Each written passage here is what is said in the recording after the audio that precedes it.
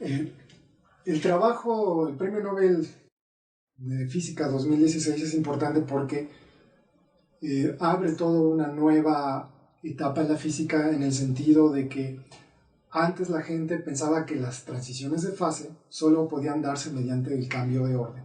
¿Qué quiero decir con esto? Para nosotros fase es describir cómo se organiza la materia para tener ciertas propiedades. El ejemplo más que se me viene a la cabeza es el del agua. El agua puede tener una fase sólida, que es el hielo, una fase líquida, que es el agua, y si lo calentamos suficiente, ocurre una transición de fase, que es cuando hierve el agua a 100 grados centígrados, hay un cambio súbito y se vuelve gas. Entonces en el gas, pues las moléculas están desordenadas, están volando, mientras que en el sólido o en el agua forman una red ordenada.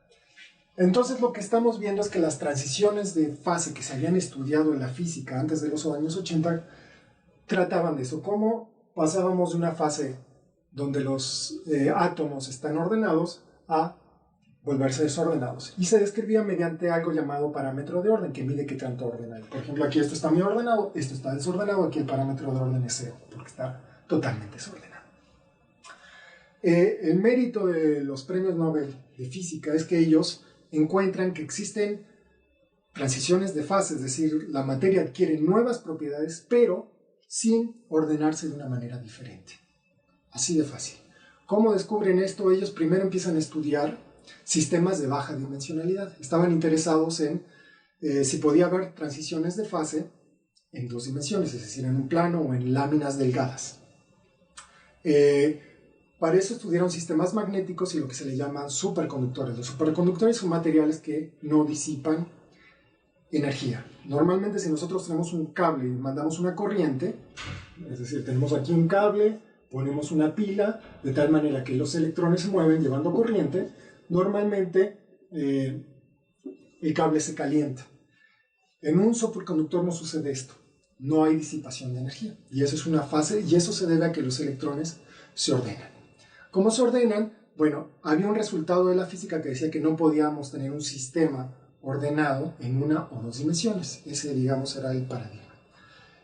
Pero Costello y Taules descubren que eso cambia y se dieron cuenta que podían existir lo que se le llaman vórtices.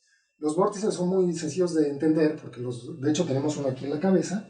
Esto es un vórtice, tiene que ver con el hecho de que nosotros no podemos peinar una esfera. Si tenemos, por ejemplo, imaginemos un perro esférico que tiene pelos, pues siempre va a haber un punto donde los pelos llegan de diferentes direcciones y se produce como una especie de conflicto. Y es lo que nosotros conocemos como vórtices. Costello y Taules encuentran que los sistemas magnéticos de baja dimensionalidad, así como en los superconductores de baja dimensionalidad, aparecen vórtices, y estos vórtices producen una transición de fase. Y ellos además se empiezan a dar cuenta que esto se debe a ciertas propiedades topológicas. ¿Qué quiero decir con topología? Bueno, topología es la rama de las matemáticas que estudia cómo se deforman las superficies. Por ejemplo, si yo tengo una esfera, esta la puedo deformar en una elipse, la puedo ir deformando y eventualmente, por ejemplo, llevar un plato.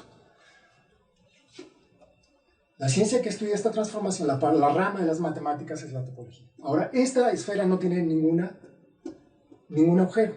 Es una propiedad inherente a esta figura geométrica. Pero si nosotros dibujamos una dona, esta dona, pues yo la puedo ir deformando, pero siempre va a tener un agujero. Entonces la topología se centra en describir las cosas que se mantienen invariantes cuando yo voy deformando estas superficies. Entonces, de hecho, esto tiene un nombre que se le llama números de Chan. Básicamente se trata de, si uno integra sobre esta superficie cierta cantidad, resulta que para todo, si yo calculo eso para estas diferentes superficies, aquí el número de agujeros me sale 0. Aquí me sale 1. Si, por ejemplo, me agarro esta